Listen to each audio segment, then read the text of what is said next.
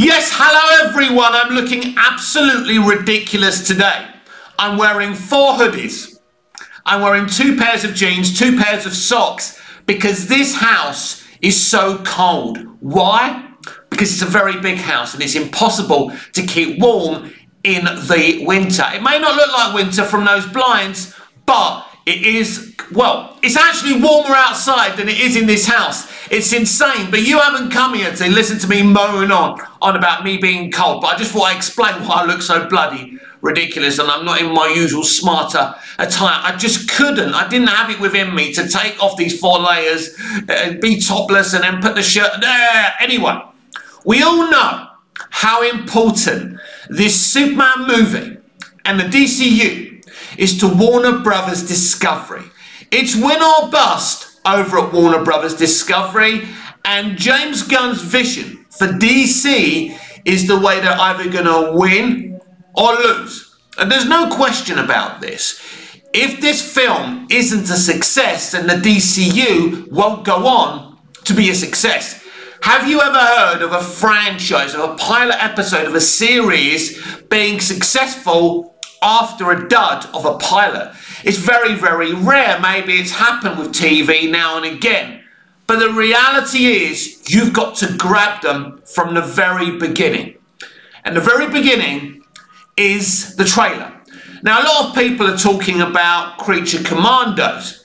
And I don't know even if I'm going to have access to Creature Commandos here in Cyprus. Normally, I have access to Now TV.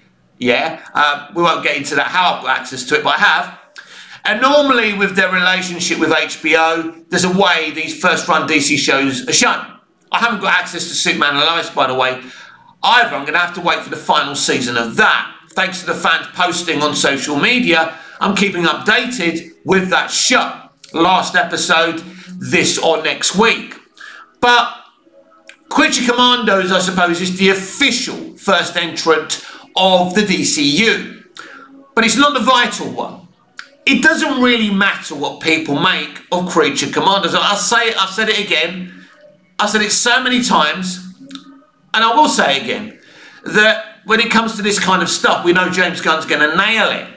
I'm not sure about the marketing for Creature Commandos. I don't think he's put up the very best clips that may sell this to a general audience, but then Creature Commandos was never really going to be the thing to get people who are not interested in DC and the DCU to watch the DCU. Because Creature Commandos, Peacemaker, Peacemaker 2, The Suicide Squad, Waller were all part of Gunn's original plan before he became the co-CEO of DC Studios. I'm sure even James Gunn would confirm that. But there's a new plan, as well as the old plan, because now he's kind of putting in his original Suicide Squad universe into the new DCU. And Creature Commandos will be part of this. But the most vital element of what Gunn and what Warner Brothers Discovery are attempting to do to save their company is the DCU and its Superman. Now, David Zaslav decided he wanted Superman to be the movie that launched the DCU. Now, I've spoken about this before. Superman 78 is the first thing, the first movie I remember seeing. It's the reason I love DC. It's the reason I love Superman. It's the reason I love scripted television and films. It's everything to me, but I still don't think it was wise to launch with Superman. There were other characters to launch with. I think a Batman movie about the Bat family as well as Batman would have been a great launching pad. But unfortunately, James Gunn inherited Matt Reeves' The Batman saga. Well, I shouldn't say unfortunately, because Matt Reeves is a genius and doing a great job with that saga. But it does create a problem for James Gunn, because even if he did want to launch with Batman, it's a bit difficult to have 2 Batmen. Although he claims that they are in the development stages of Brave and the Bold. I think a fantastical Batman would be very, very exciting and magical. And I'm here for it, and I'd like to see it. I think we can all say that James Gunn has said a lot. James Gunn has answered a lot of questions, spoken a lot. Sometimes, unfortunately, when you speak too much, you end up overselling your message, and then the point gets lost, and then your enemies use things against you. And sometimes you end up contradicting yourself, which James has done. Now, some people would like to call James Gunn a liar. I wouldn't like to say he's a liar. What I'd like to say is that sometimes he misinterprets himself, and it's difficult. But this is James Gunn. He likes to talk. He likes to stay in communication with the fans. He likes to shoot down rumours. But there's no question about it. I'm here today telling you I have no idea if this plan is actually going to work. I don't. I mean, I normally know which way a movie or a scripted TV show is going to swing in terms of success and failure. But in terms of Superman, I have no idea, and I've said it before, it's because I don't know what it's going to be. We all know certain elements of it. We know Lex Luthor is the main villain, according to James. We will see. I think that Lex is a mad scientist as well as a billionaire in this movie. I've been waiting to see Lex Luthor, the mad scientist. We've kind of seen touches of it before, but they really haven't, you know, in the past dived into Lex Luthor, the mad scientist, because most creatives see it as a bit of a hackneyed idea. But I think it's something different at the very least, because Lex Luthor has been done, and in a lot of ways done to death. I mean, Gene Hackman's Lex Luthor was very, very refreshing at the time, a bit more comedic, but still evil when he wanted to be. I mean, you had the guy in the Lois and Clark New Adventures of Superman. He was quite different and interesting as well. And I think the most refreshing one was Michael Rosenbaum's one, because that was before he becomes the character that we all know and love. I mean, if love is the right word. But at least with him as a fresh take, it was a Harry Osborn type of thing where he was growing into what he was going to become. And for 7 seasons, it was so compelling and interesting. And Michael and Alan Miles really developed that so well.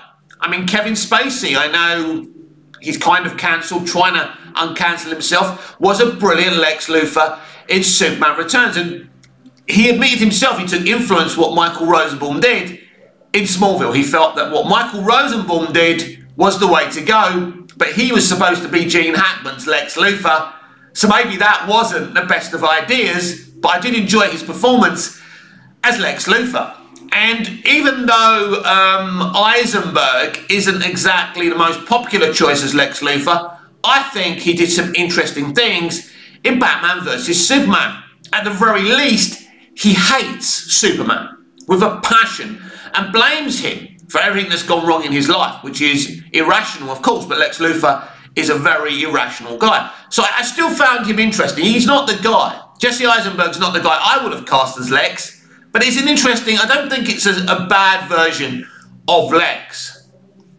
So it's going to be, that's going to be a huge thing, how effective, you know, this version of Lex Luthor is going to be. It could end up that this version of Lex Luthor could be the best thing about this movie.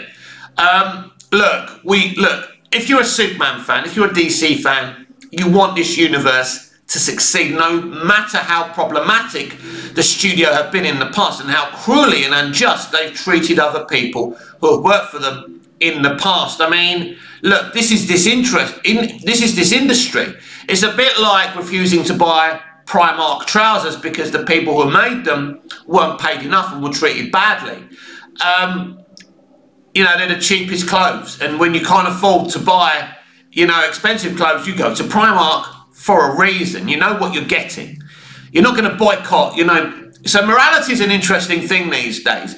I don't really care if someone was a problem on the set in a film that I enjoy. If I enjoy their performance, why do I care if they were a problem on the set? I didn't have to work with them.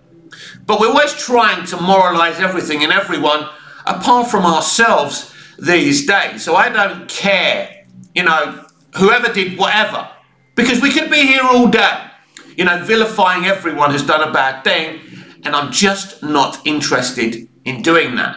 But I do love DC, I do love Superman. I am very excited to react to this trailer on my YouTube channel, Movies TV Mad. I do it on here, but I don't think I'm allowed for copyright reasons. I don't know if I am, but I'm not going to take the risk and lose my Instagram account. I mean, Instagram are very prickly social media platform anyway. I mean, the other week they deleted my account. I appealed and they apologized. It was like they were just testing me, they said. Weird. But anyway, yeah. So you're all updated with DC, and basically there's nothing new to report, but I thought I'd do a little video for you. It's as we are. Every DC fan, everyone is waiting for this Superman trailer. James Gunn has done a lot of talking. But ultimately, as I said over on Threads today, it's time for him to let his work, his art, do the talking for him. He's a very capable, brilliant writer-director in his own way with what he does. He's very unique in what he does. Some people have accused him, even myself, as being a bit of a one-trick pony. We will see what this Superman movie is, because Superman is upper level. It's a different level, isn't it, to Guardians of the Galaxy and the Suicide Squad and Peacemaker. Now we know that his DC universe will, we'll see different characters that he's going to introduce for his universe, and that's fine. But he does have a Superman and a Clark Kent to develop. He does have a Lois Lane to develop. It's how he deals with those characters he'll be judged for. And Perry White and Jimmy Olsen, he will not be judged on the other DC characters. Ultimately, he has to succeed with Superman, Clark, and Lois, and that love story, and that dynamic, and that relationship, and Superman being our hero. If he gets those things right, then everyone is going to be happy with James Gunn.